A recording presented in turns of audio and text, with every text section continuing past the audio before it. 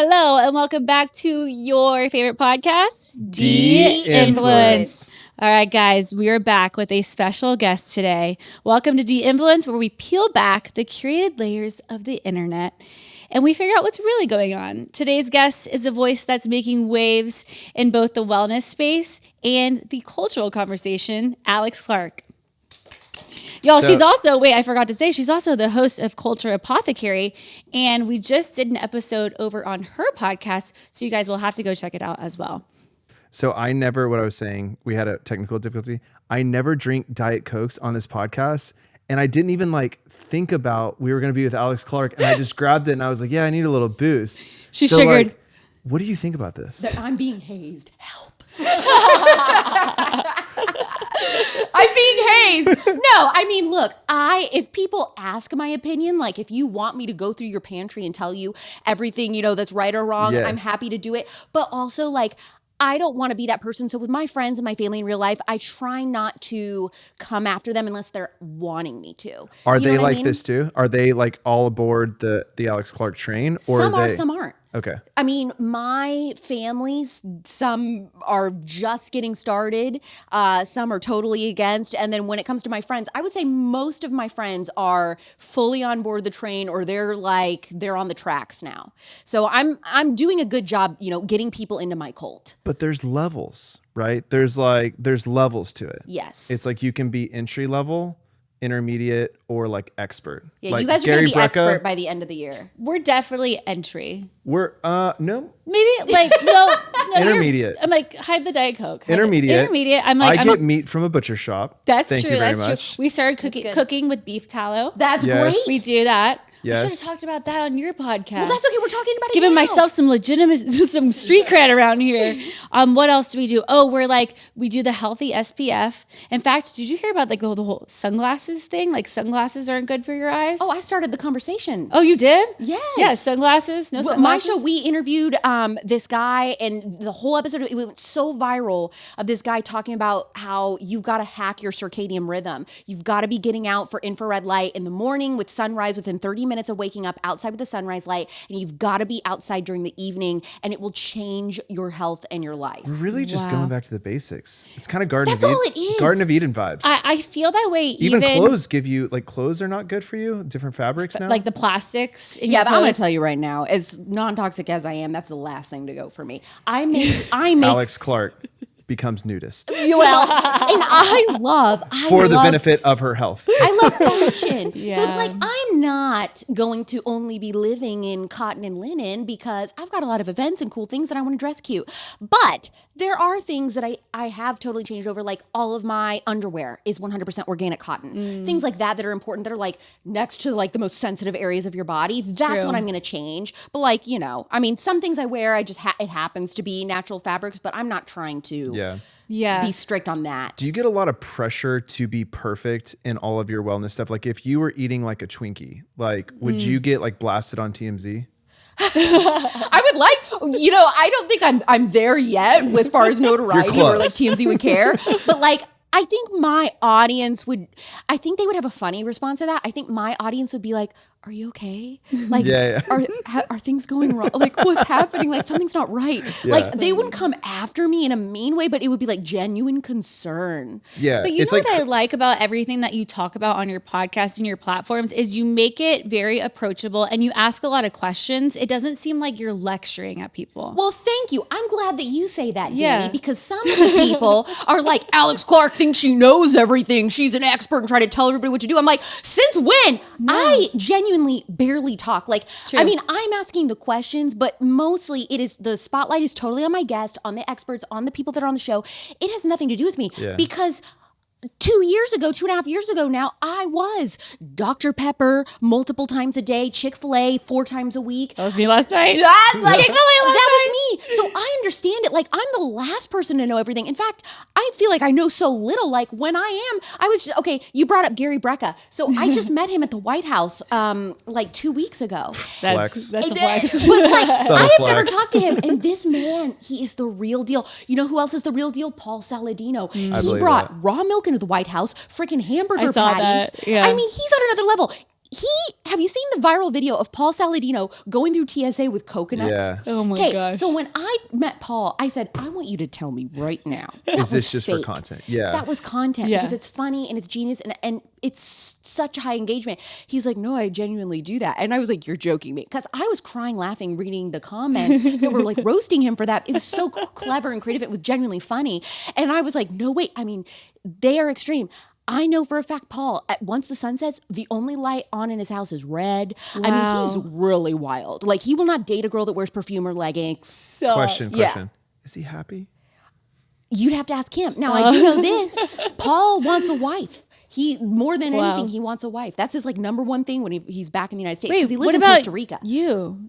No, we're Just saying. we're friends, oh man, but that would be the one thing is, I was like, I wait don't a need- minute. healthy, genetically perfect Can you babies. imagine? But the thing is, though, they wouldn't be because to Paul, he is the actual like perfection level.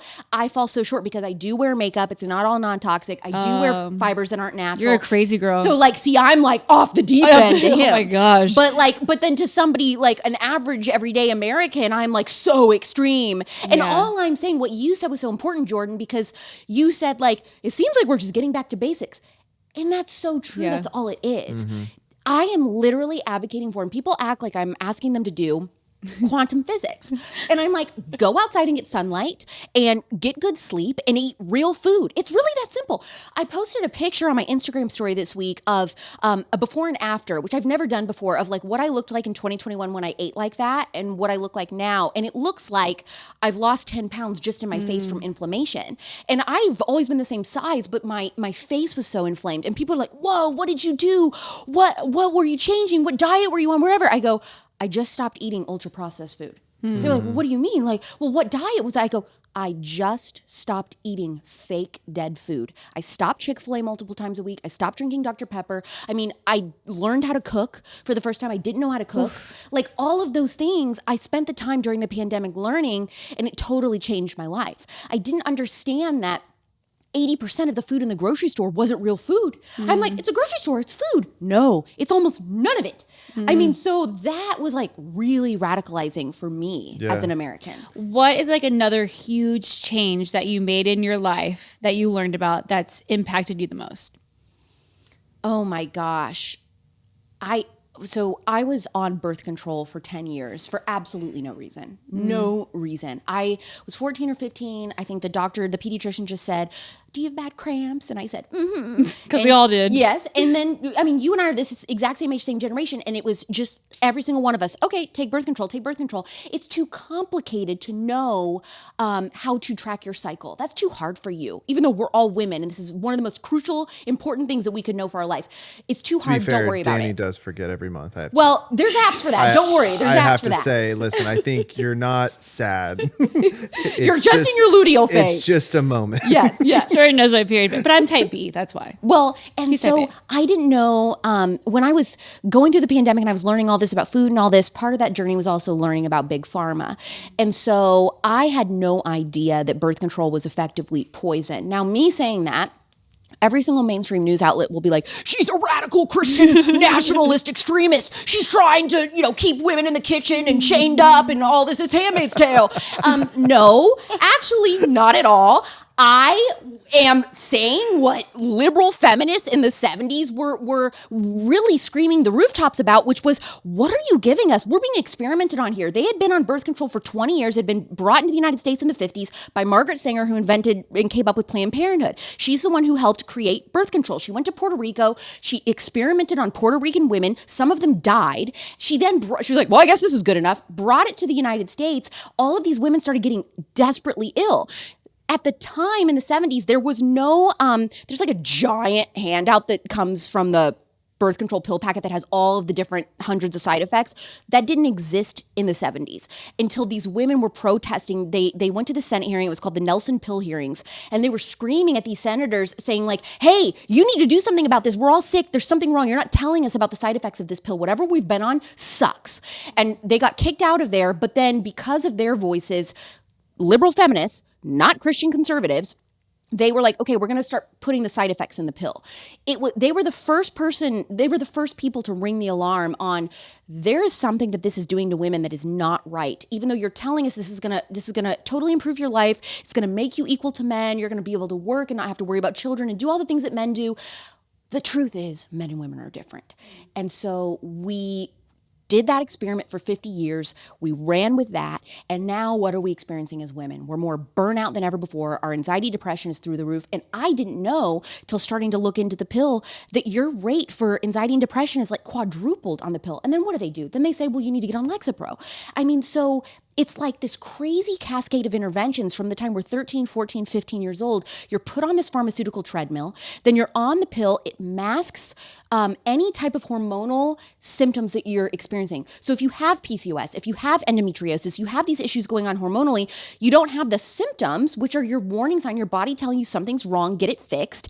And so then you become, you get married, you're ready to have children, and then you're like, oh, there's something wrong. I can't get pregnant. What's wrong with me? Well, you were on the pill for 10, 15 years, and you had no idea that there was stuff going on that you needed to fix. So now you're having this, it's like a strange kind of pivot into this infertility crisis. Not that birth control directly causes infertility, but it's hiding symptoms that will cause infertility if they go detected for too long. And so it's just this really, really sad state of affairs. And then we're told, oh, well, here's the magical solution, another pharma solution. We want you to spend $20,000, $30,000 on IVF. I am angry. The system needs to come down. Well, what's so crazy Alex is Clark is bringing it down with Gary Brecka and Paul de-influence. Sedina. And We're de-influencing you on pharma. I do have a quick question. What is your Enneagram? I already asked She asked me that too. It's a 4. I know. Everybody's mind is blown. No, I could actually no, see you that. should retake it. I That mean, I can't was be getting- It's right. absolutely correct. No, I think I that am it's a 4. melancholy. Yeah. I don't see the 8 challenger in you. I don't see you do you love confrontation and all you want to Hate do it. is, yeah, I don't see that. I the 4 makes sense. I'm actually a 3-wing 4. So yeah, I'm not as eloquent as you, but I kind of vibe with that. I get it. Yeah. Okay. You guys back feel to misunderstood a lot. Yes. Yeah. For sure. Back to the birth control conversation. Number 1, the infertility. I was on the website. It was American Cancer Society. And I was reading about birth control and how it's linked to breast cancer, which is like a known fact, like studies, like literally on the website. It's just like out there. Like I read it myself. And it was also saying if you were wanting to get pregnant, to make sure that you don't take the pill longer than 6 to 7 years, which was so crazy that that's like public information. And then people are always, it seems like when I posted that on my stories, people didn't know about that. Like no one had ever told them, like a doctor didn't tell them that. So ding, ding, ding. Exactly right. I am not on a crusade to ban birth control. That's what that's what NBC News will say about me.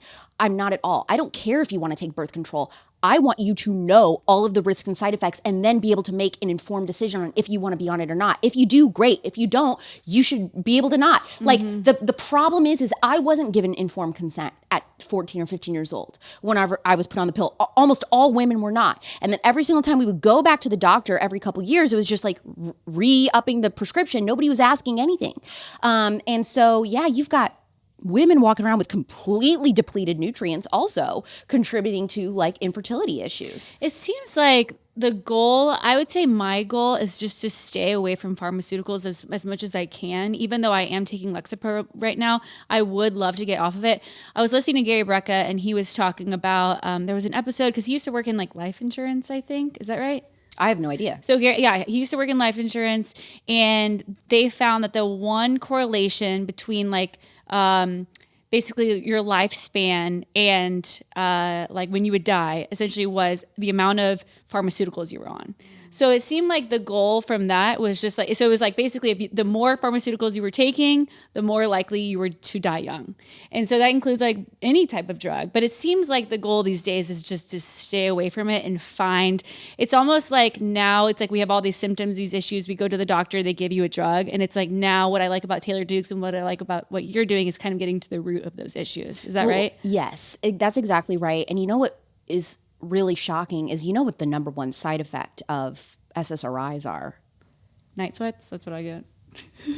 Suicide and depression. The drug you're put on to help combat suicidal ideation and depression, anxiety can help skyrocket it. And honestly, like it kind of adds up. I mean, just like anecdotally with like friends that I know, like they got off of it and it was hard at first, but then it kind of like got better progressively over time. And they always kind of said the same things. Like I was on SSRIs too. And I was like, wait, I feel like I'm actually like more depressed. Yeah, I was on But then- Lexapro for like 2 years. Then what you have to do is then you have to up the dosage and then you like, it evens out for a second. And I want As y'all know, our kids are water babies. They absolutely love being in the pool or out on the lake. Seriously, we've spent most of our summer in the water, and this is why I'm so excited to tell you about Minnow. My daughter Stella is just like her mom when it comes to clothes and outfits. She wants to pick something that suits her style, an outfit that is so cute but not over the top, and sometimes finding that in kids' clothes can be really tough. This is why we love Minnow in this house. Minnow is a family lifestyle brand that embraces clean lines and simple details. Plus, their suits are thoughtfully designed with comfort, performance, and protection in mind. This is a game changer if you have kids who are picky about the feeling of the clothes when they're wearing. Their suits are made with premium fabric that keeps sand out of the lining, and if you've been listening to this podcast, you know how much that little detail means to us because our kids do not like sand, especially when it gets in their swimsuit. Their fabrics are so buttery soft, my kids seriously love them. And to top it all off, their suits have UPF 50 plus protection, 98% of UVA and UVB rays, which is so cool and gives me added peace of mind when they're playing in the Texas sun all day. What is the best part about Minnow? The suits are easy to put on and easy to take off with just the right amount of stretch. My fellow parents know how important it is to have easy to change clothes for your kiddos. I seriously can't recommend Minnow enough for your kids' go-to summer swimmies. Go to shopminnow.com and enter ShopMinnowNow15 at checkout to receive 15% off your first order. That's shopminnow.com, ShopMinnow15 for 15% off. Y'all know we love our morning coffee over here. It is truly the best part of our days. But recently, we found out that our morning treat might actually be doing more harm than good. Luckily, we found out Live Conscious and their Beyond Brew, and now we can enjoy our morning treat while prioritizing our health. Say hello to Beyond Brew to Live Conscious. This coffee is packed with 6 powerful mushrooms with lion's mane and reishi, and with fiber in every serving. Beyond Brew is designed to support gut health and immunity while delivering calm, focused energy, all without the crash. And if you're a parent and you know how detrimental those micro crashes can be. It's also so easy to add this into your morning coffee routine because Live Conscious has multiple different flavors that will help you spruce up your morning coffee with zero sugar or any weird tastes. We love the vanilla latte flavor. Not only does it taste good, but it's good for you where your typical morning coffee might just be slowing down your metabolism and packed with unnecessary sugars. Beyond Brew is designed to give you the morning coffee you love with added health benefits. We love Live Conscious because their mission is to create simple, effective wellness solutions that elevate your everyday life, one conscious choice at a time, and that's exactly what we need being busy parents of three and business owners. Live Conscious has sold over 400K jars of Beyond Brew, so you know it's the good stuff. Visit liveconscious.com today and make the switch to a smarter sip with Beyond Brew. Use code Dani to receive 15% off. If you've been following along, you know we're on a crunchy granola health kick in the Austin Ramirez household. A huge part of this health journey has been making sure our kids are getting all of the nutrients and vitamins they need without any of the icky, nasty stuff. This is why we've trusted and used Hiya for so long. The brand is pediatrician approved and was founded by dads who were shocked to learn what ingredients were in most children's vitamins. They spent 3 years curating top pediatricians, nutritionists, scientists, and parents to formulate a super-powered chewable made with 15 essential vitamins and minerals while also including a blend of 12 fruits and veggies. And my parents know how hard it can be to get your kids to eat their veggies. Hiya, a daily children's vitamin, is supercharged to help fill in the gaps and always with zero added sugar and zero gummy junk. So you can be confident your kids are getting the full body nourishment they need to grow into healthy adults. Plus, they've also come out with a kids daily multivitamin, a kids daily probiotic, and a kids bedtime essential vitamin. And speaking of struggling to get your kids to eat their veggies, this next product has been a lifesaver with our kiddos. the Haya Kids Daily Greens Plus Superfoods, a chocolate-flavored greens powder designed specifically for kids, packed with 55 plus whole food ingredients to support brain power, development, and digestion. Just scoop, shake, and sip with milk or any non-dairy beverage for a delicious and nutritious boost your kids will actually enjoy. I'm also a sucker for good packaging, and Haya's branding is always unique and fun for the kiddos. You get these cool bottles and stickers with your first order, and they send you eco-friendly refills every month. We've worked out a special deal with Haya for their best-selling children's vitamins. Receive 50% off your first order. To claim this deal, you must go to hayahealth.com/Dani Austin. This deal is not available on their regular website. Go to HIYAHEALTH.com/Dani Austin and get your kids the full body nourishment they need to grow into healthy adults. I want to ask you about that. How did you get off of Lexapro? I know I have a lot of people in my audience that are also on some type of SSRI. How did you get off of it? So I was on a very, very low dose. Now I can't remember, but it was only 5 or 10 milligrams. It was no more than that. So it wasn't as bad as some people have it, but I just started strategically kind of titrating off. So I was cutting the pill. So, I was like, and you have to go as slow as humanly possible, but it is so excruciating because what they don't explain to you is like that your body becomes addicted to it and you will go through severe withdrawal if you've been on it a long time or you're on a really high dose. You have to be really careful about that and work with somebody who is skilled, a doctor or psychiatrist that is skilled in getting people off SSRIs, because it's just one of the most dangerous, painful things to go through. And it's like a very slow process. I mean, sometimes it takes people like up to 2 years of like cutting a little bit off. I was able to get off in like 6 months, but I was just on a teeny tiny amount in the first place. It was just easier for me. But why I didn't know that when I signed up to take it. This is what's criminal. This is why like you becoming friends with Taylor Dukes I'm so glad, because she will be able to tell you, especially because you guys both live in Dallas, like she'll be able to help you find like who the naturopaths are, who the functional medicine doctors are that you need to be working with, and they're who are going to be able to help you. Well, she was mine, and then she went full influencer on me. She kicked you out? Taylor Dukes. Well, no, I think she closed her practice. So yeah. Do more content. But she'll know the people. Yeah, she knows. She's got it. Where are you from? I'm from Indiana, so I'm a Midwest girl at heart. Southern Indiana, Louisville, Kentucky area. Where did you go to school?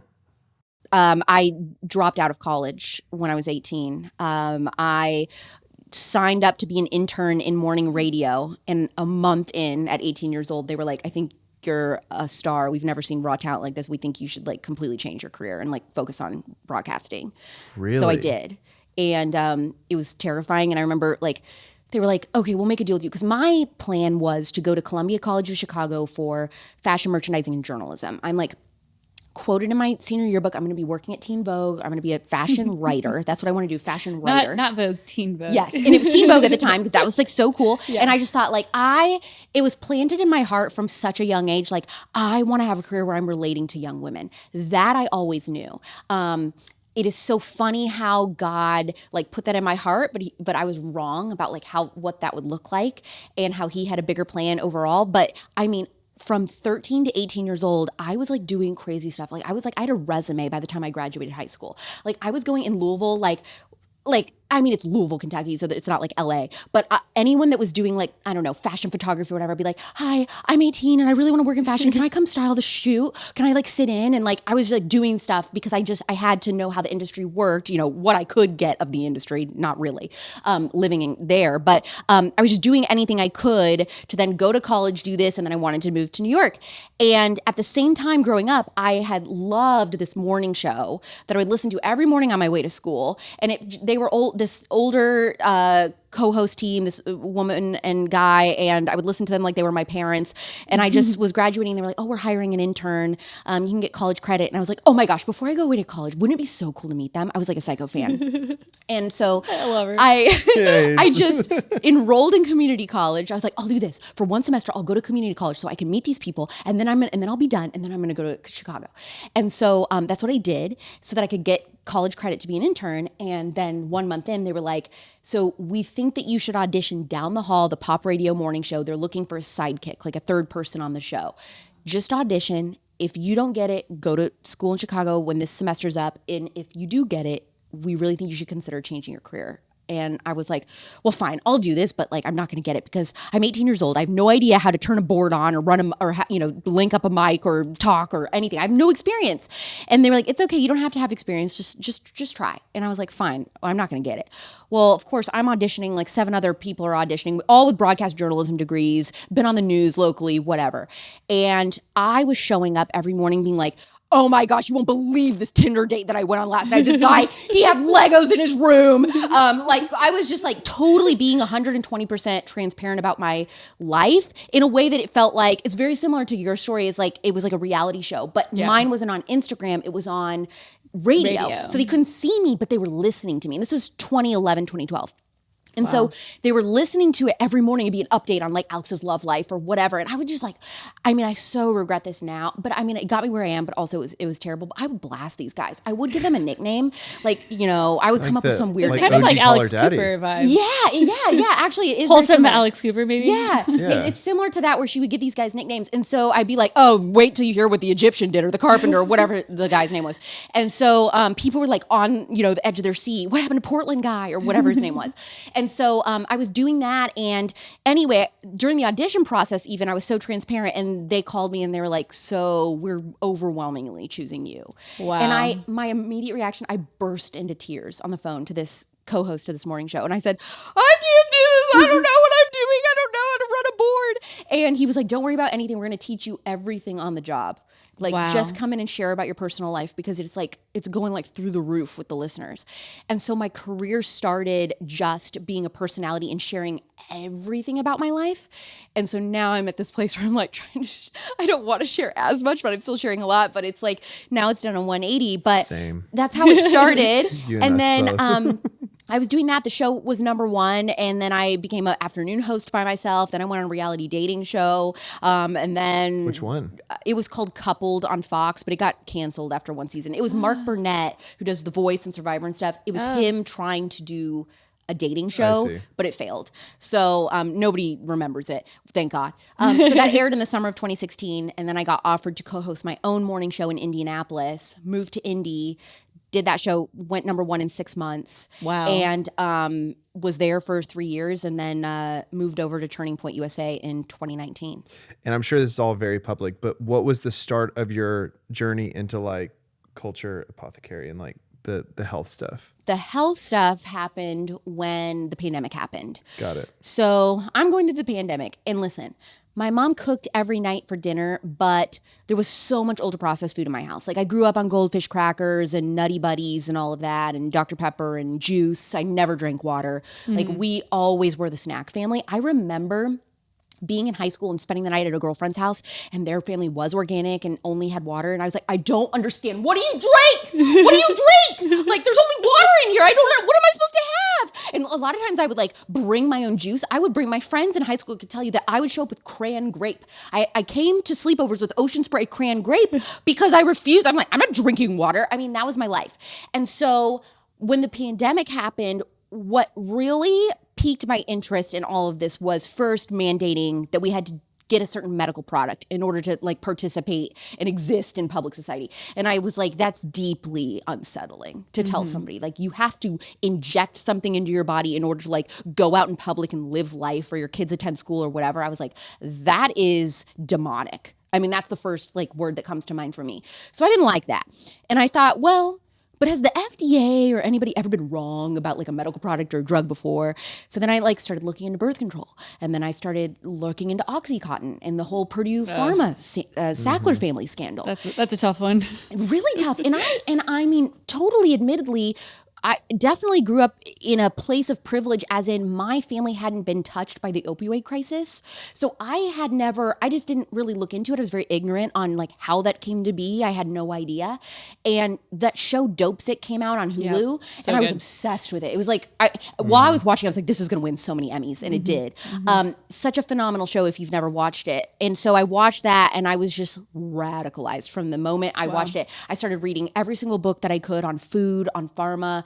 And it was interesting to me because I grew up in a conservative Christian household and I innately question everything that the government touches. Education, news media, big tech, like all of these things, it's very natural for me to be like, I don't know. For some reason, it was like a huge heaping blind spot for lifelong conservatives to look into food and pharma. We were the last group to question anything food or pharma wise. It was the left who was drinking raw milk in California, the celebrities who were not vaccinating their kids. It was never conservatives. Yep. And so that I like to remind people of, because I'm like, because people are like, it's me, like I've started this movement. Totally. I'm like, no, it wasn't. It was you guys. You guys now all of a sudden flip the table and are like, oh, this is a right-wing extremist thing to think this way about vaccines or food. You guys were doing it first. I remember Jenny McCarthy going on her, media tour talking about how we shouldn't be vaccinating our kids. That was like in the 90s with Jim Carrey and or whatever and all that. So like that was never us. We were really the last people to come to the table during the pandemic. Our eyes were open. The scales were lifted. For the first time probably ever in political history, conservatives were going to the left and saying, we were wrong, you were right, we're sorry, let's work together. And they said, we don't know you. And completely turned their back and then said, you guys are nuts. And that ignited something in me. I was like, I don't care. This is a nonpartisan issue. These topics that I'm passionate about affect every single American living and breathing. It doesn't matter if you're Democrat, black, white, Republican, yellow, it doesn't matter. Your health is affected by these policies and this corruption that has infiltrated every single administration, left or right, since the dawn of time. So, or really the inception of the FDA. So I was like, for the first time ever, I'm learning this. I bet my audience doesn't know this either. So the first thing I posted about was birth control. And my audience, it was like, I've never seen so many story shares on my Instagram stories. And I was like, oh, well, I hit a nerve. They didn't know this either. And then I'm talking about, non-toxic pans and the dangers of Teflon, or non-stick pans and the dangers of Teflon. And I'm talking about like, do you guys understand that only a handful of food corporations own everything, and how sick we are, and how the food in the grocery store isn't really food. And they were all like, whoa, like had never heard this either. And so I realized that this was so important because my audience are women 25 to 35. They're raising the next generation. If I can get this information to them, whether I have kids or not, which I hope I do, but it just hasn't happened yet. But if I don't ever get to live that chapter of my life, then I know that my legacy was helping other women have healthier kids and healthier future generations, and build a completely new America, which we desperately need, because we're on track to not even basically have a country. I mean, the next generation of kids is predicted to not outlive their parents for the first time ever in history. That is how sick we are. This is a national crisis. Like, it is unbelievable. This episode of De-Influence is brought to you by Huggies Little Snugglers. Guys, I am so excited to talk to you about Huggies Little Snugglers. This brand seriously saved our Aspen trip. As any parent knows, baby blowouts are just part of life, but the aftermath doesn't have to be. Huggies is the only leading brand with all-around blowout protection for sizes 1 and 2. They came in clutch with all outdoor activities that we were doing in Aspen. We needed a diaper brand we could trust. There's nothing worse than a blowout that ruins outfits, all while being nowhere near your house. This is where Huggies comes in. They're a brand that you can trust to handle any baby blowout. You shouldn't have to live your life worrying about how you'll deal with the next inevitable blowout. Ease your blowout anxiety by switching to Huggies Little Snugglers. We've used Huggies with all 3 of our babies, and we can't recommend them enough. Huggies Little Snugglers are up to 100% leak-proof with blowout protection in the front and the back on sizes 1 and 2, so you can feel confident relying on them for your little ones. Plus, Huggies knows baby's skin is super sensitive and prioritizes your baby's skin health, aiming to keep them clean and safe, which is so important to our family. Huggies Little Snugglers, now with blowout protection in every direction, sizes 1 and 2. Huggies, we got you, baby. As you all know, we just got back from Aspen, and as a husband, I have to shout out Vivarel for helping my sweet wife who gets overwhelmed with planning the perfect vacation outfits for saving our trip to Aspen. Dani has talked about Vivarel before on this podcast, and if you follow her on Instagram, you know how much she loves this company. But as a husband, I can confidently say this is easily one of my favorite brands we've ever worked with. Vivarel is the first of its kind luxury accessories members only club, providing members access to borrowed designer handbags, jewelry, watches, and diamonds. I love when Dani borrows bags and jewelry from them, especially for special occasions or when she's planning trips like our trip to Aspen. It helps her find the most perfect bag to complete the look without the stress of having to find the perfect piece in her closet. Husbands, trust me, this is the best membership you can get your wife if she's a fashion girl like Dani. It gives them so many luxury options to complete the outfit of their dreams. Here's the way it works. Members can treat the Viverell closet like their own and can borrow anything within their tier. Plus, Viverell has no return dates. As a member, you can swap items once per month or keep items for as long as they'd like. Memberships start at $45 per month. The most popular is the Classique tier for $119 a month. There's no better time to sign up as June is filled with the biggest drops ever with inventory from incredible brands like Hermes, Fendi, Saint Laurent, Dior, and more. And right now you can use my code DANI to get 30% off your first month of membership. Go to www.viverell.com and apply for a membership today using code DANI for 30% off 1 month of membership. The code will always allow you to skip the Viverell waitlist. That's VIVRELLE.com. Use code DANI for 30% off 1 month of membership. Y'all know Dani loves luxury items, but want to know what I love even more than Dani's love for luxury goods? Luxury items when there's a deal involved. This is why, as a husband, I love Quince. Dani has been using Quince to shop for quality luxury items not only for her, but for me as well. And we cannot recommend it enough. She used them this winter to find the perfect, comfy, cozy staples, and now we've both been using it to refresh our summer wardrobes. Their pieces are easy, elevated, and somehow make you feel more put together without even trying. And with having 3 kids, that ease is so important when we're rushing to find the perfect outfits in a short amount of time, or when Dani tells me I can't wear athleisure to the function. Plus, they have amazing pieces to pick from, especially for summer, like 100% European linen shorts and the perfect dresses for $30 for Dani. Luxe swimwear, Italian leather sandals, and that perfect summer sweater you've been trying to find for your beach or lake trip. The best part? Everything with Quince is priced 50 to 80% less than what you'd find at similar brands. By working directly with top artisans and cutting out the middleman, Quince gives you luxury without the markup. Another big win is that Quince only works with factories that use safe, ethical, and responsible manufacturing. It makes it so easy to get new pieces that are great quality for an awesome price. I've gotten so many lightweight shirts and shorts from Quince that I'm absolutely obsessed with them. Give your summer closet an upgrade with Quince. Go to quince.com/Dani for free shipping on your order and 365-day returns. That's QUINCE.com/Dani to get free shipping and 365-day returns. Quince.com/Dani. Question. The women who hate you, what do they say? Because I'm just, that seems like a pretty like universally decent message. Like why did people politicize it, or what do they say about that when they're like politicizing you? Well, there's 2 camps that don't like me. The left, obviously. So they hate me for that's political my question reasons. is like why? Because that's a pretty universal. Them. That's a question for them. If your issue from decades ago has been we want to fix our food, we want to fix our farming, regenerative farming, organic food, GMOs. They were talking about it, not us. If that was your issue, and now all of a sudden people on the right are talking about it, and you say, "Oh, we want nothing to do with you," then I question your allegiance to the cause in the first place.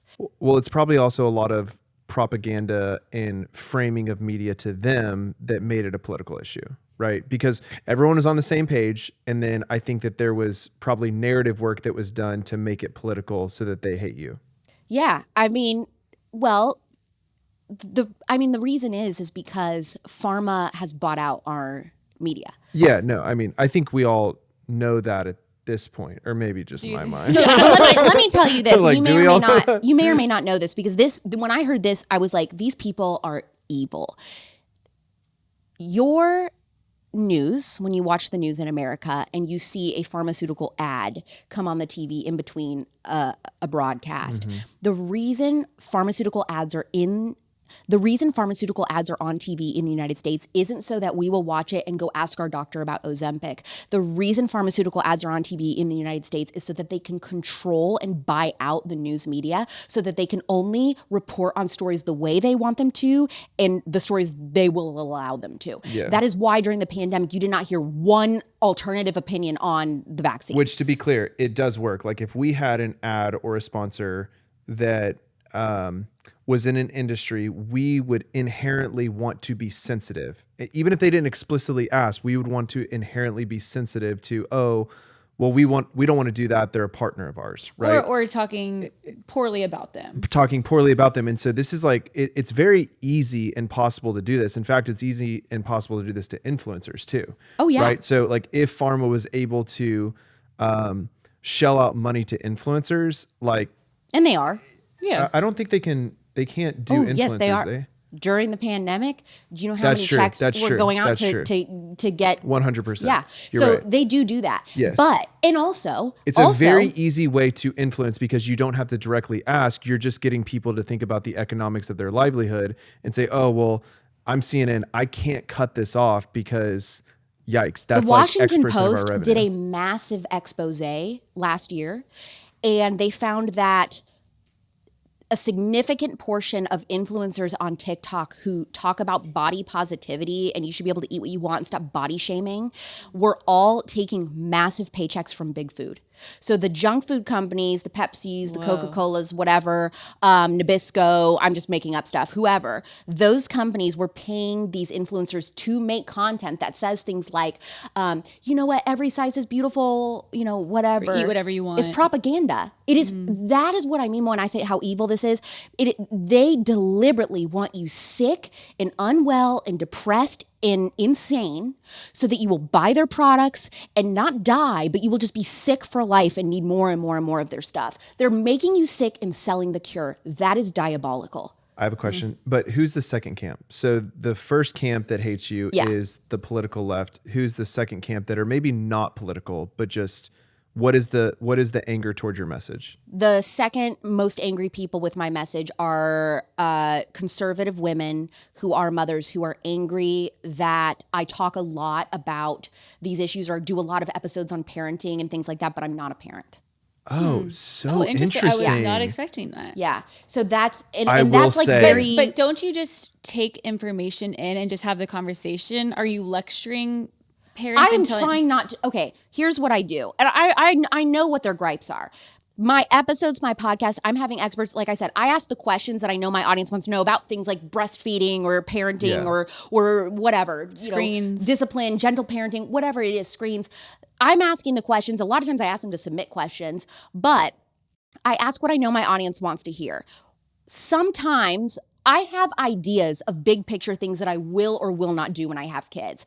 Big picture things that I'm like, there's probably no way, hell or high water, that I will change my mind on this. I know little things like the brand of car seat I think I want to use or whatever. Like I'm probably going to change my mind. Those are things like I know I'm going to change my mind once I'm actually a parent. There are just some overall like values and things like that I'm like, I probably won't. And when people ask me about it and I do share things, they're like, that's where they get bent out of shape and they're like, you can't possibly have an opinion on that because you're not a parent. What's the biggest thing that you probably would not do with your children?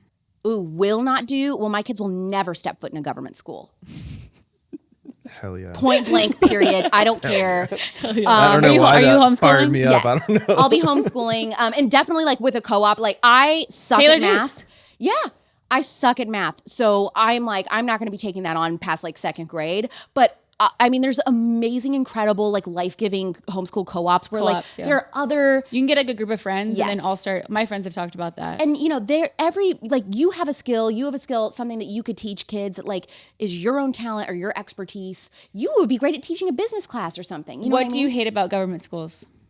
I hate that kids are not allowed to be kids, that you're told that you have to sit still and shut up and behave for 6-7 hours a day. That's completely unnatural. I hate that if you put a plant in the same environment that a child is forced to live in, a plant would die. The beige walls, no natural light, never going outside, terrible food, you're not eating real food. Yeah. Literally, a plant would die. Prison. The tap water, the crappy fluoride, arsenic water that these kids are drinking out of the water fountains. Literally, this sounds nuts, but the artificial light that they're subjected to for that many hours a day is so terrible on their health. And also just really unnatural wake up times, especially when you talk about getting into the teenage years. You need more sleep at that age. You really do. Like super early starting mornings are terrible. When I was in high school, I think I like broke a record for how many times somebody could be tardy to first period. I straight up wouldn't go. I did not care. I did not care about school from the moment. God knew though that like college was not going to be my path because, I never cared about it. Like, I think I graduated with probably like a C+, B- average GPA. I never took one book home to study all of high school. Like, literally did not give a rip. I remember telling my high school counselor, I said, I think I meant to be on TV or something, but I don't know. Like I like had said something like that, but it was so 100% passive. Though, you're right. But it was so, it was like, and I was in radio TV. I did radio TV elective all 4 years of high school. I wrote a fashion column for our student newspaper all 4 years. I wasn't an athlete. I wasn't a popular kid, but I was always like stand out different. People always had an opinion about me. They either hated me or they really liked me. Like, you know, and that's how it is today. But like, I just always I knew something was different and I was going to do something. I thought it was going to be like, I'm going to be some big shot fashion writer, but actually it was, you know, I was going to end up doing what I do now. But I always had that innate feeling I was meant to do something. You have a lot of grit and you have a lot of confidence, which is amazing. Like, I admire people like this so much. How were you raised as a child? Like, what were your parents like? What was your childhood like? It's so weird what my parents were really lenient about and what they were not. So MTV was blocked in my house. I remember, okay, did you ever watch the movie The Virgin Suicides? No. Oh my gosh. Okay, so there's this movie The Virgin Suicides and it's also based on a book. That sounds like an R-rated Kristen Dunst movie. is in it. It's so good. What, and you watched it in high school? Probably. I wasn't allowed to watch R-rated movies. Well, I wasn't really either, but here's the thing though. So in The Virgin Suicides, there's a scene where the mom is like really, really strict and she's breaking her records or her CDs that has like any profanity or whatever. My mom actually did that. So I had like gone out and bought, I remember like I had Missy Elliott CD and Shania Twain and like her stomach was on the cover and all this. And my mom just went through one day and she was like, I've had it. And she was like, this is all inappropriate. There's one cuss word on this album. We're bringing it. And my mom was like breaking all my CDs in front of me. And I've like never hated anybody more than my mom in that moment. And it was a lot of like trying to control me in those ways. And I am still to this day, if you tell me I cannot do something, I'm going to do it. Like everything has to be my idea. That's her. If you're like, and my mom would be like, clean your room. And because she was telling me to clean it, I was like, no. Very defiant, very strong-willed, like literally a nightmare child as a teenager, like slam my door, blasting Avril Lavigne. Like I was the caricature of like a nightmare teenage girl. So my parents were really strict in those things that were annoying to me. But then like really not strict when it came to sleeping over at people's houses. So I could just be like, I'm going to somebody's house that's in my class, some girl, and they'd just be like, okay, see you later.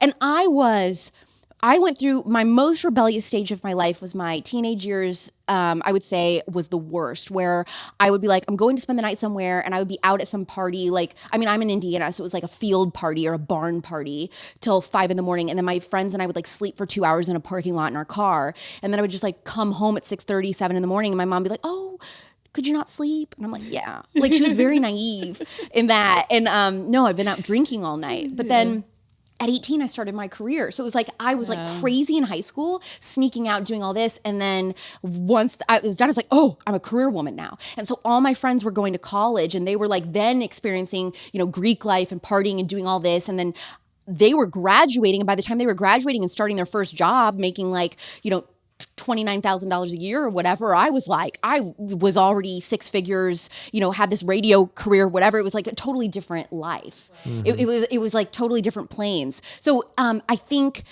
one of the best things that my mom and dad did was I was allowed to be the kid that was allowed to play outside and do whatever till the street lights came on. And I had so many adventures being outside playing with neighborhood kids and, getting to really be a free spirit in that way. And I was always allowed to be really creative.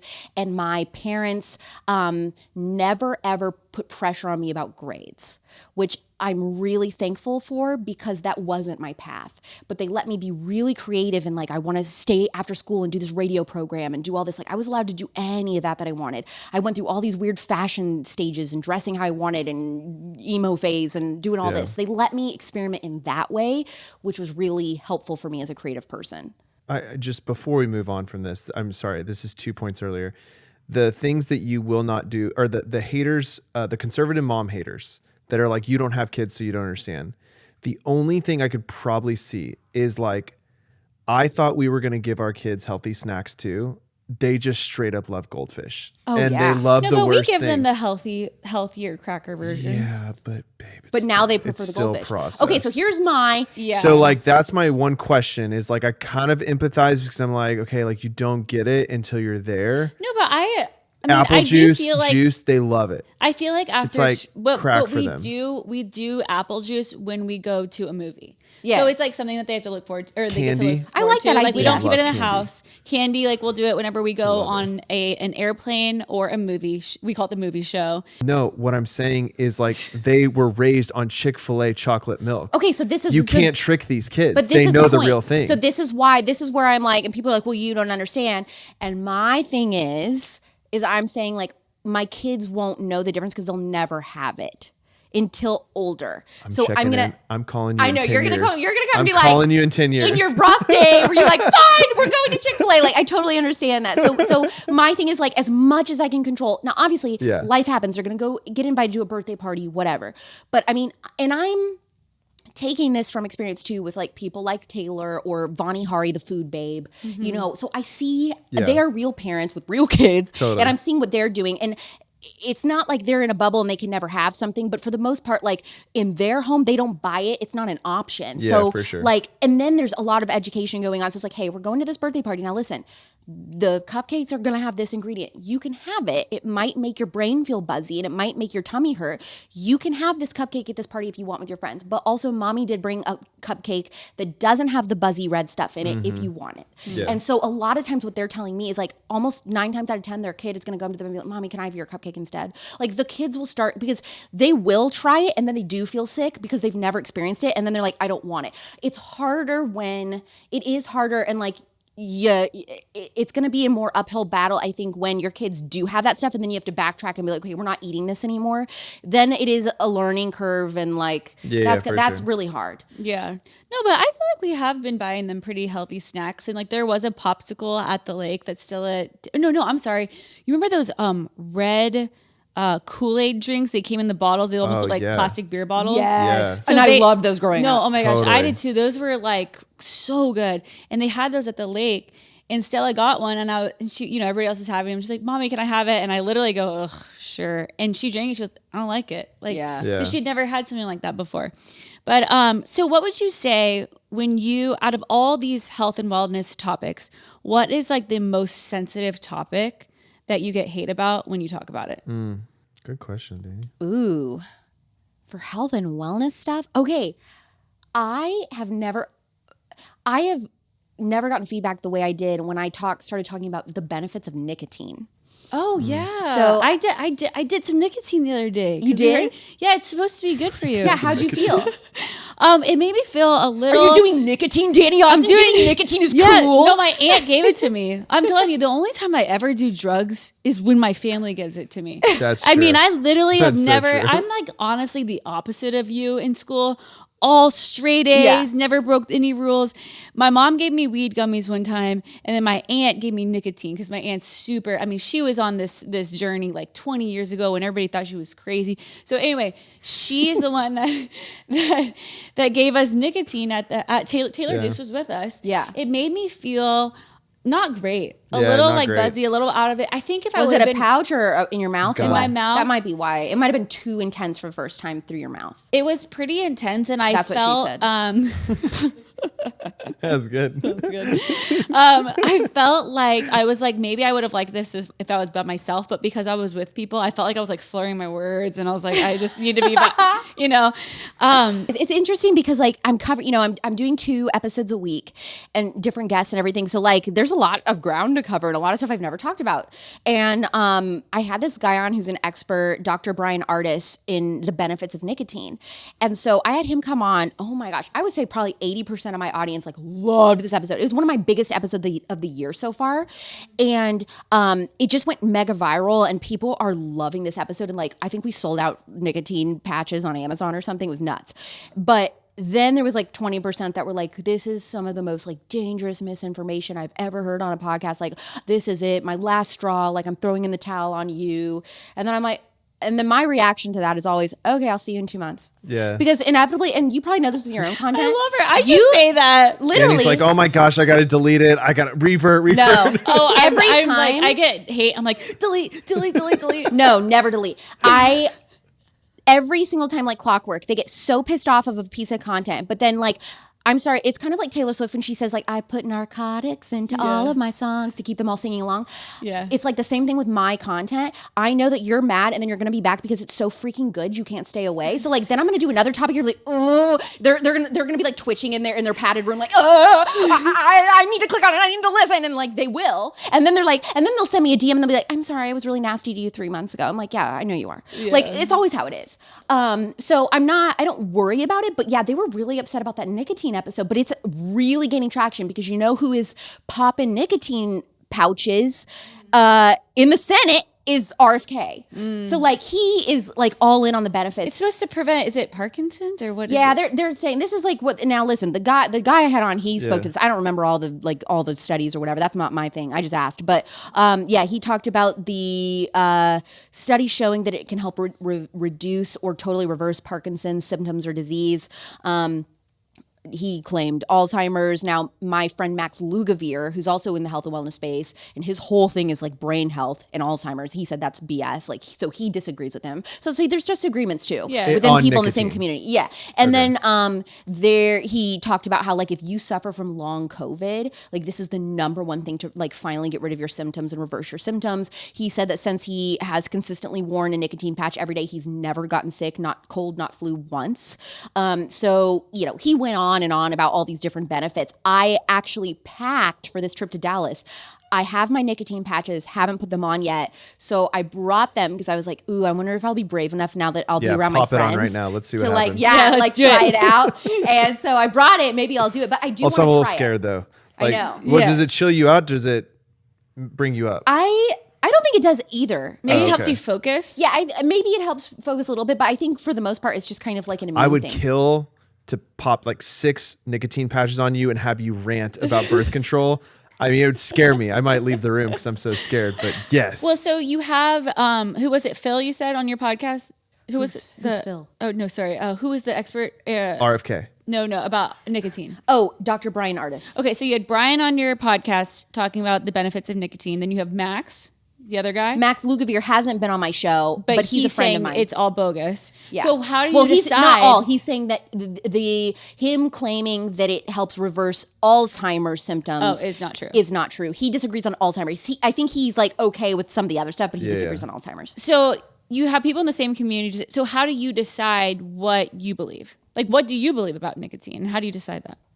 Okay, Dani, Very banger good. questions. you should be a podcaster. Well, no, I'm genuinely just curious. So, one thing, this also is like a lot of hate that I get is people get very bent out of shape. Like, you had this guest that said this, but then you had this guest that said this. It directly contradicts it. I'm like, yeah, exactly. Because that's the point. that is the point. And Conversation. Everything that you hear on a podcast, like some stuff is going to work for you and some stuff isn't. I don't know your personal health. You do. So if somebody is saying, hey, vegetables are high in oxalates, you should totally stop eating vegetables. If you're somebody that struggles with oxalates, that might be good advice for you. For me, it's terrible advice. I need vegetables. So like, people get mad like, well, what? I'm supposed to now give up vegetables? I'm like, I'm not saying that. Chew the meat, spit out the bones.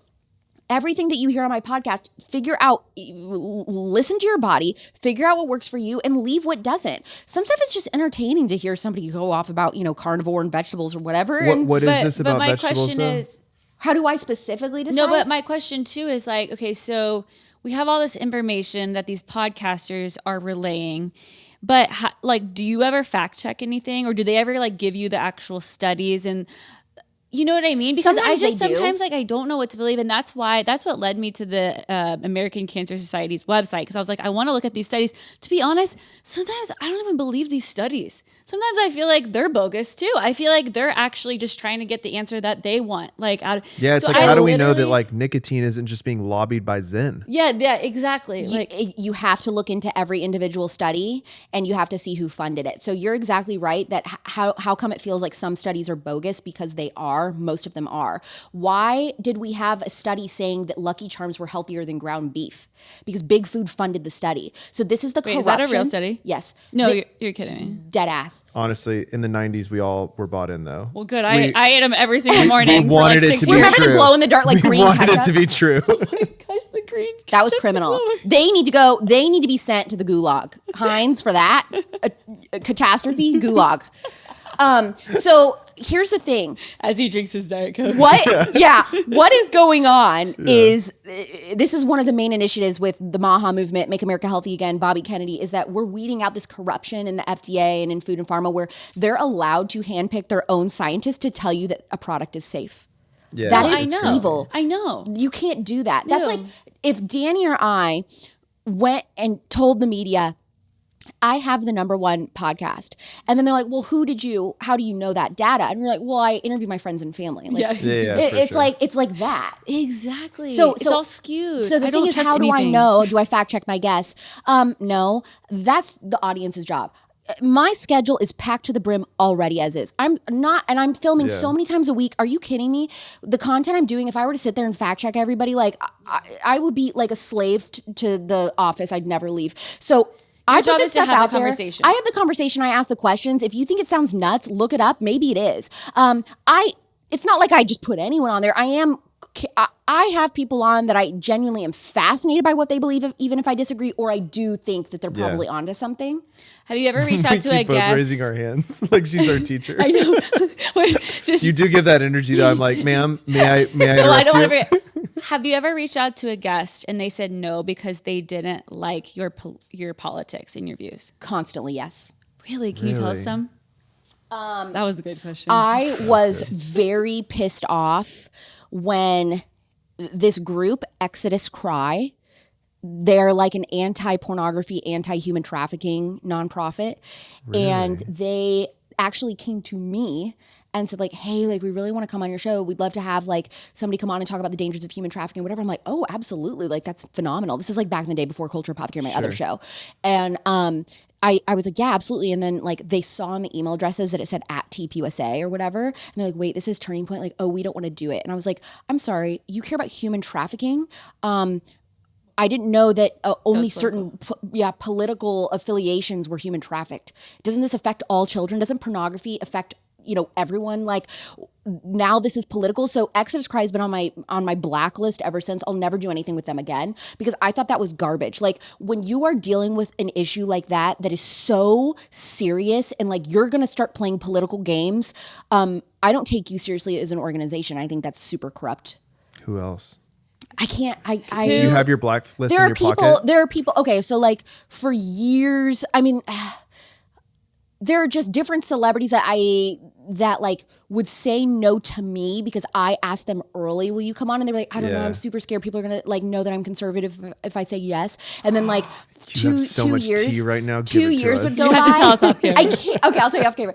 And then like 2 years would go by and they'd end up on somebody else's podcast that's also conservative. I'm like, what the heck? And then it's like, oh, well, I was ready now. I'm like, but I asked you first. Like, so like that kind of stuff is frustrating, you know. But a lot of like celebrities will follow me or something, and Yeah. then like. Maybe. Or they'll DM me. They won't even follow me because they don't want anyone to see that they follow me. Yeah, or and that they then, liked or something. Yeah. And Interesting. then they'll shoot a message like, I love this. I can't share it, but like I love what you're doing. I you feel know? like so much of Hollywood is probably like that, but they're just silenced. They're scared to Who talk is about. your dream guest? Can you give us 3? Ooh, 3. Jessica Simpson. Really? Why? Whoa. Because Jessica, first of all, like Her memoir there's was phenomenal. so much that I could say. Yeah, her memoir, like she was so open. And so to me, when I'm looking for like an ideal guest, I'm like, who's willing to get vulnerable and like get like messy and like share everything? That makes it like an ideal interview guest. Dani, And in your interview with her, did you get messy? Did you get vulnerable?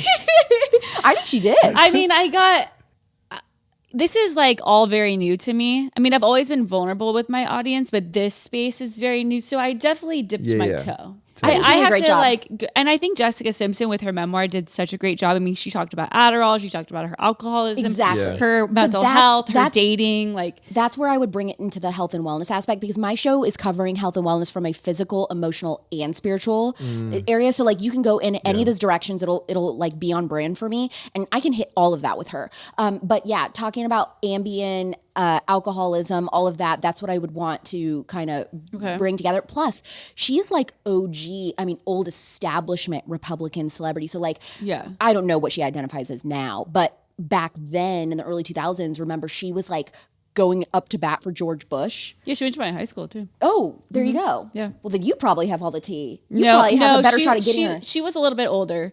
So, but her family, like they all lived in Dallas. Yeah, like super conservative. But you're right. Like I don't know how she identifies now. Yeah, but like, so I want to ask her about all of that. Like, so there's so much I would want to get into with her. I really want to interview Dr. Mark Hyman. Oh yes, Obsessed with him. So I get his blood work done. Function Health. Yeah. They just Big opened fan. something in Austin. Is he based in Austin? Yes, he has was there. his company. In Austin? No, Function Health is like, I think just. I know, but they just opened like something in Austin. We got invited to it. They probably cool. did because he lives there now. Yeah. Okay. Yeah. Anyway, So he's number 2. you'll probably get him. That's easy. Yeah, I'm hoping to get him. And then, number 3. Sorry, easy for you, not for me. I'm like, Mark, you want to come on the ambulance? Here's who I want to have that you've had is I want to have the Ospreys. You're a toaster? Yeah. Shut up. But I want to have them my so gosh. badly, but I know they hate talking about the cancellation stuff. But like, there's so much with that. Like, even just dip my toe a little bit. There's so much I want to ask about. And I love them. there's like a million things I could get into with them, especially because Jackie's kind of gone on like this crunchy journey. Oh, 100%. Yeah. So like, there's so much there. And I think that Claudia is too. Jordan's pretty close with Ben. They talk about it a little bit. Oh, there you go. Put a good word in for me. So Yeah. I'd love to interview them on like a myriad of stuff. Yeah, for sure. So- I mean, we're not like that close, but like, I'll take it. No, Jackie Ben knows would me. probably do it. See, Jackie follows me, so we've chatted a little bit. But yeah, I'd love to Yeah. get them at She's some in point. Dallas a lot. Is she? Because her husband's from Dallas. Oh, okay. Yeah. I didn't know that. Yeah. So those would be my 3. What's RFK like? I have not had like a serious long conversation with him because in the settings that we've been, it's like Senate roundtable or like at a dinner and I'm not at his table. So it's like we're in the same room or something. But like I have only like said hello, 2 sentences, but I haven't gotten to like chit chat. But is he the real deal? Like, do we trust him to uproot this stuff? Oh, yeah. I mean, and especially because he's been doing this forever, long Totally. before any of this. And I think one of the biggest But you indicators. just fear that like they're gonna get bought. Right. But okay, here's my thing with this that I know for a fact, which really gave me a lot of hope because I was really scared about that too, because Trump's first term that happened where a lot of, the swampy people came in and then it was like, and he admitted this on Rogan that like a bunch of people got involved and he was like, there were decisions made that I wouldn't make now in hindsight that Right. like I don't like. And so now the second time around, I'm making sure that like only core people are in this administration. None of these swampy people are allowed to touch us with a 10-foot pole, yada, yada, yada. So what I really like and what gave me a lot of hope is that within 24 hours of winning the election, he was at Mar-a-Lago and the thing that he had people there talking about was MAHA. So he had RFK there, he had Callie Means there, all these people. And he literally sat them down within 24 hours of winning the election. So many things he could have been doing, sleeping for one. He said, I want to get together and I want to talk about how we're going to beat this because he was treated so terribly in his first term. He's still treated terribly, but he was treated so unfairly and so terribly that he knows I have 4 years. This is my shot to leave a great legacy for my children, for my family. What do I want to be known for? I want to be known for making America healthy again and totally reversing chronic disease for children. Like he is like, and you can blame that on, oh, he's got such an ego, whatever. Fine. I don't care if he's doing it for an ego purpose. If he's going to make American kids healthier, who cares Yeah, what the just do reason it. is? Just Like do it. the outcome is going to be amazing and positive and positively affect everybody no matter what. So who cares? But so he's dead serious about it. And I mean, he told Bobby, he said, you've got 2 years to prove that we've shown some reversing in this, or we're going to have another conversation. So, I mean, like, he's like holding people's feet to the fire. Very, very, very serious. Are you happy with the progress, at least in the first, what are we, 150, 200 days? Yes. I'm blown away by the progress. So, I mean, just this week, RFK just fired all the people that make the decisions on the I saw vaccines. that. I did see So, that. Oh, I so saw that. because he wants a clean slate, no bias. Which I guess our pediatrician didn't get the memo. Yeah, exactly. No, she told me actually- about that. Because But we I, just you know what got I didn't kicked tell you? out. So in between this episode, or the episode we filmed for your podcast, and this episode, our nanny had to take Summit, our 5-month-old, to the doctor because he woke up and we think maybe he had pink eye. And I was like, oh, I'm filming this podcast. Can y'all take him? And literally when I walked downstairs after our episode, our nanny told us like they kicked us out. Yeah. Yeah. It happened But right before we listen, walked and this in. is Summit. So Summit, we haven't made a decision. We just delayed. So we always Which is a delay. very normal thing. Like we just delayed and we were saying like, hey, we're not going to give our like infant X number of vaccines. They kicked us out. Literally like an hour ago. Well, a reckoning is coming. You guys will feel vindicated. And you've got to find a new doctor that believes in a parent's right. Right. I just you hope they know, have a to good make 24-hour Doctor. line. I won't blast him. Yeah, but you no, guys, no, okay, no. but like, let's be frank here. Why are you worried about a 24-hour line pediatrician? You guys can easily afford and have like an on-call doctor pediatrician that comes to your house. I know, but they are pretty good. They just So can't that answer actually is immediately. one of my questions is, accessibility to be healthy. Yes, Like, what are that's a your good thoughts on question. that? Because I think that all of this is really awesome, but like the more that I realize that what we do for our health, like even not going to an accessible grocery store, but like me taking the extra 25 minutes to go to the butcher shop, right? Not everyone has the luxury to optimize their health across the board. So what's the conversation with wellness around accessibility too? Yeah. So one thing is like how corrupt our health insurance is. So that's Yeah. like a huge thing in America that's preventing people from being well. They're actually motivated financially to keep you sick for longer. It's like that's a whole thing that we're working on with the MAHA movement. So that's one piece of it that's totally unfair. Two, which is another thing, by the way, the left was drawing attention to before we were. Yeah. Like there's something wrong Like with the food healthcare. deserts and like all Oh, that yeah. was like such a Yeah. left thing. Yeah. Yeah. And then the other thing is I try to tell people you can make this as expensive or as inexpensive as you want. It's really up to you. Do you need to have a red light machine? No. You can just go outside for sunrise and sunset. Mm-hmm. Do you need to eat organic? If your budget is that tight, no.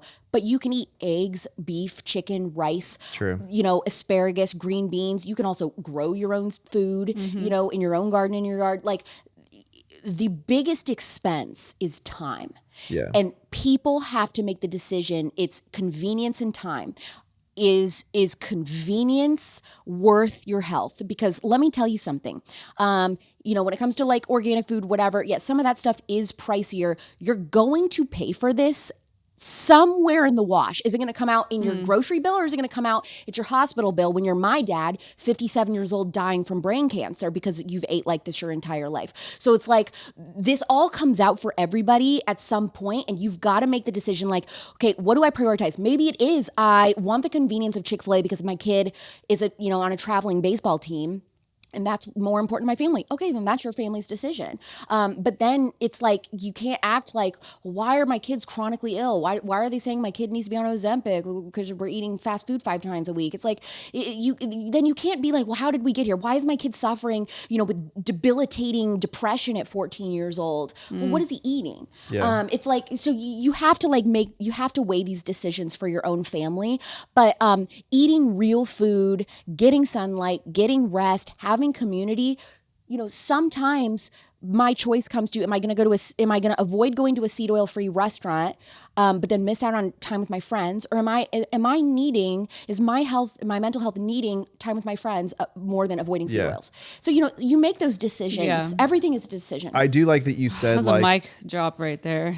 I do like that you said like the simplicity of eating well, because it's like I've been on a huge health and wellness kick, and like I realized that it's like chicken, eggs, like white rice, vegetables, like all that are extremely accessible for not really a crazy difference in price. It's just boring. It's just boring. yeah. It's just straight and boring. it's just Like, discipline, and that's what it's a lot of it is. discipline Just and it's people. boring. It's convenience. It's discipline, and people don't want to do it. But also they don't understand how so my hot take is I actually don't think the obesity epidemic is due to people having like not enough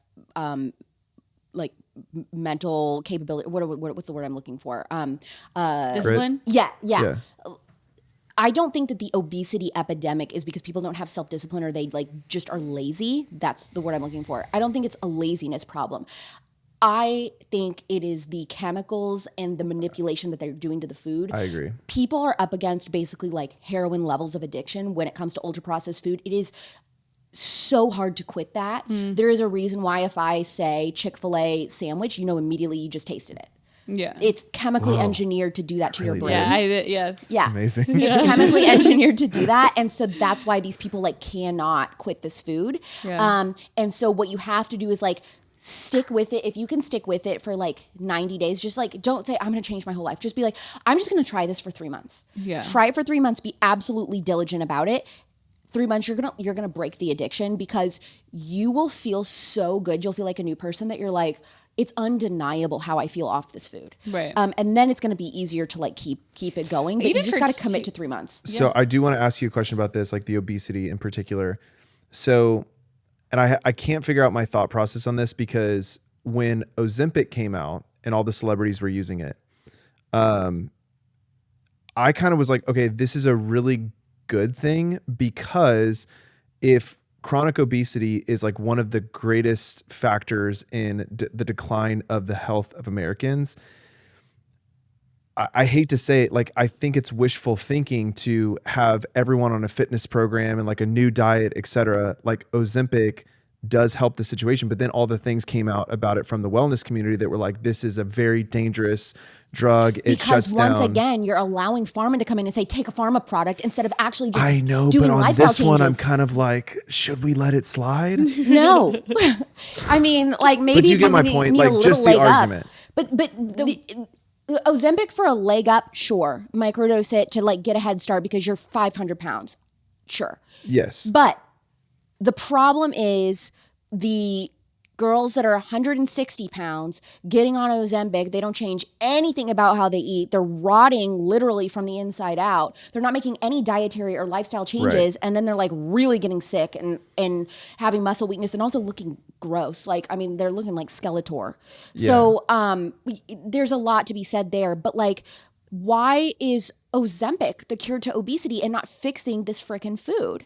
Because food and pharma work together. They need you sick from the food so they can then offer you the cure of the pharma. Yeah, no, I agree. I guess it's like, okay, we're exaggerating. If I'm 400 pounds, okay, I have to go through such a significant change in my lifestyle to shed that weight, right? And that's happening all across America, right?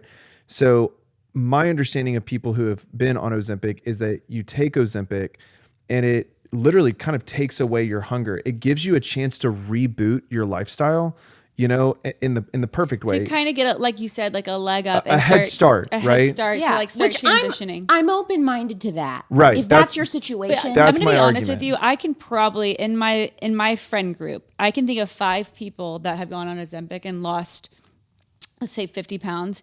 And now all of them are off of it, but they are living such different lifestyles. and that's great. Yes. But most people will not do Most that. people don't. And then you're just also- going to gain all the weight back anyway. Yeah. I So- also hear the argument that weirdest thing to me about Ozempic is that they only sell it to Americans.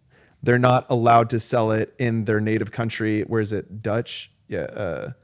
Well, it's It's Nova Nordics, is it? Nova Nordics. Yeah. is Where it- they can't sell it in the EU, from my understanding. but it's also like way more expensive. Drugs are way more expensive in the US because they're subsidized.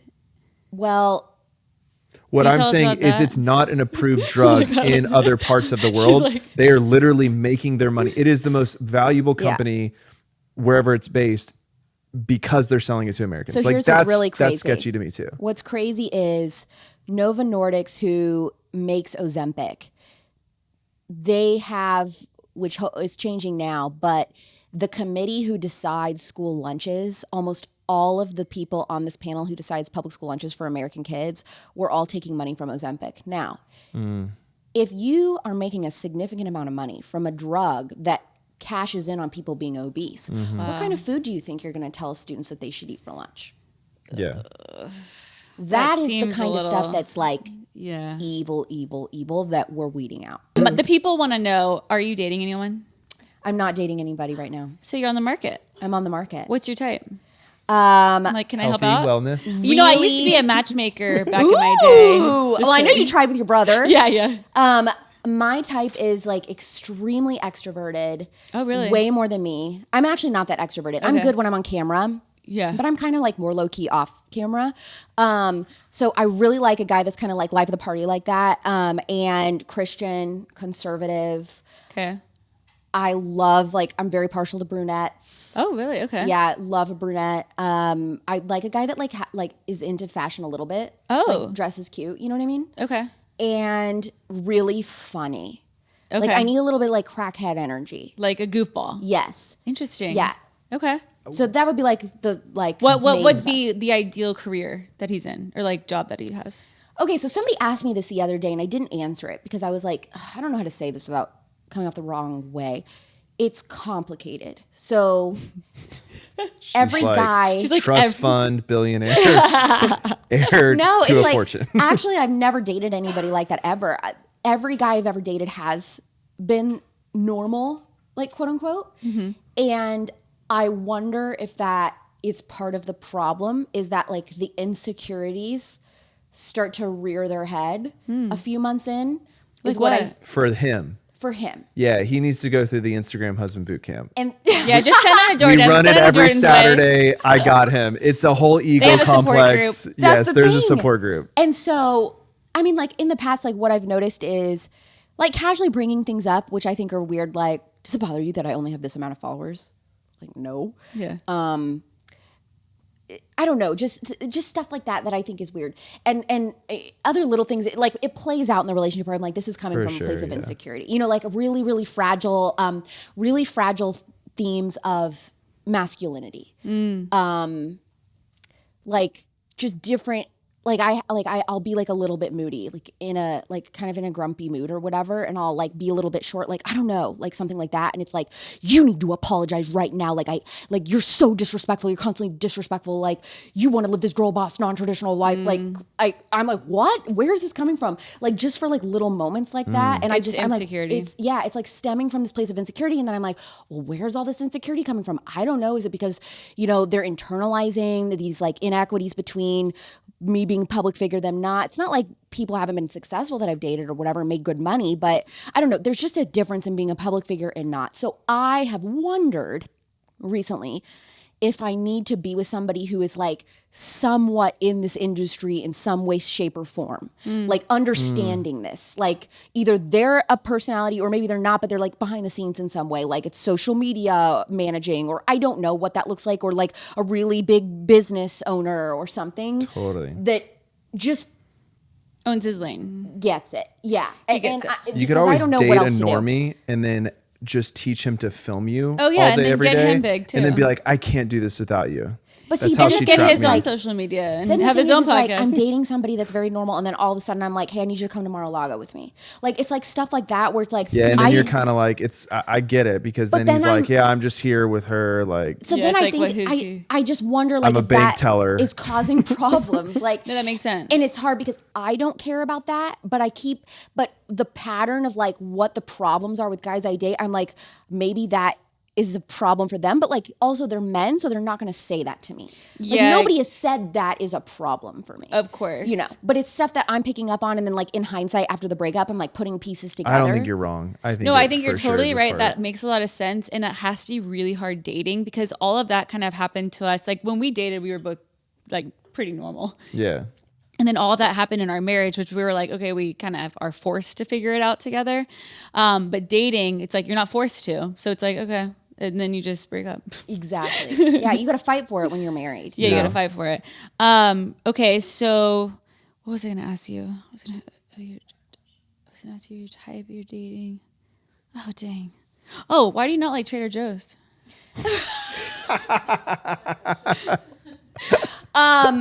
Trader Joe's is a fake health food store. There's nothing healthy about it. Preach. People think that it's like healthier. I don't know where they got this idea. Trader Joe's is just another ultra processed food, like junk food store.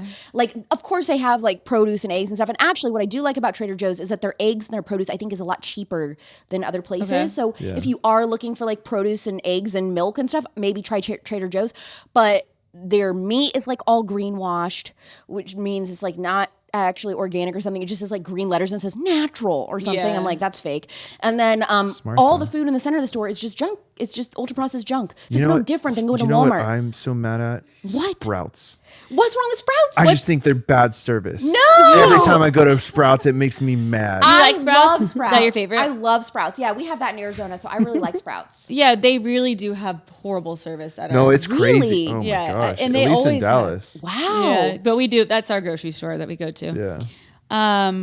Okay. Let's Is Whole see. Foods still okay? Even though they were bought by Amazon? Whole Foods is fine, but like when it comes to meat, I would still say, unless you're in a pinch, like the best place to get meat is going to be from your local farmer or rancher, or like a butcher shop that's sourcing from your local farmers and ranchers for you. That's going to be the best place because then you have a relationship with that farmer to know truly, are your animals grass fed, grass finished? You know, are you farming organic? Like you're not going to know that by these places claiming to be grass fed or whatever at Whole Foods. What's the over under on is Siete going to keep its ingredients pure after being bought by Pepsi? Yeah, it'll be fine.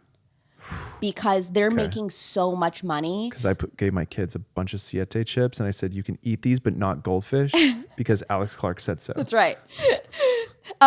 So Siete, I think, is fine because they see the numbers, and that would be the stupidest sponsoring business you? decision. No, Masa Chips honest. sponsors me. Masa Chips sponsors me. Oh, we love Masa. and Those Masa is are way good. better anyway. I mean, taste wise, I'm just going to tell you that. Like before they ever sponsored me, I was obsessed with Masa so Chips. good. I think Siete is gross, but Really? yeah, Siete, they're not going to change. Because like you see that there's an audience, there's a consumer watching, for this, and for like sure. why would you change the formula? I think that's and why then they got lose their all that? valuation too, because I think all these big conglomerates are like, this Well, yeah, isn't going Primal away. Kitchen We've got got bought, RFK. Hugh Chocolate. Mm. A bunch of these people are Poppy just did. If you ever want to start a brand, I was gonna ask you, would you ever we're want pretty to start good a at what brand? we do. It's funny you bring that up. So I'm like, do we need to talk off camera? No, we should for talk sure. off camera. I have been asked to start thinking about that. I'm in. And I am so at a loss for what that product would be. It's And I okay. have a We'll few help you. ideas. I have like a list of like 4 things. And I'm like, it could be one of these. And so I'm like in talks with somebody who's wanting to like do it all for Do me. you trust this person? I don't know. I think maybe. They sound really untrustworthy. You Well- should call us.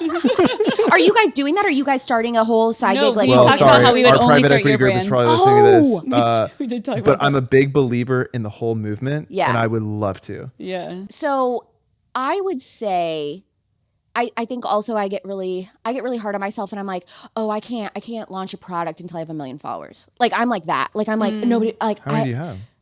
like 400 something. No, So- that doesn't matter. I know, and that's what they're telling me. They're like, Alex, It this doesn't matter. You could literally, if you have doesn't matter at all. 20,000 super passionate Did people that'll Siete talk have about any it. followers? I know.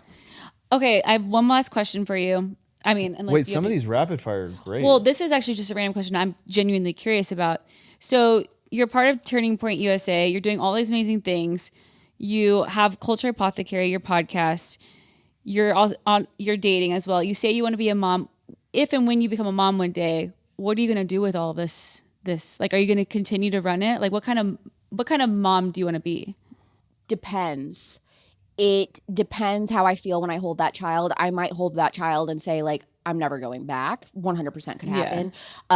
What I think is likely is I would just negotiate to completely change my schedule and what my deal looks like. So I am right now like working 24/7 in the office, you know, multiple days a week, traveling constantly. I've traveled into like a new city, new state, like every week for the last 2.5 months working. Like that's not sustainable as a mom. So I would probably say I want to, which is what Ali Stuckey does. It's what Candace Owens does, is like, well, Candace is a little bit different, but and so is Ali. They live where they podcast, so they'll come in like once a week, really quick for like, you know, an hour or two, do it and then be done. Can have it upstairs like we do. Yeah, or in your house, exactly in your house.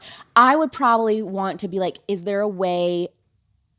And what's different too about me versus Ali and Candace, and we all share audience, is that they're doing daily news. So like that requires a different schedule than me. Because I'm just doing interviews, I feel like I can bulk record my month of interviews in like 2-3 days and then be done the rest of the month. Totally. And like be a mom 98% of the time. So the kind of mom I want to be is like 98% stay-at-home mom, and then like, you know, occasionally every few months, like, hey, we're gonna pay you a lot of money to go speak here. Okay, I'll take that.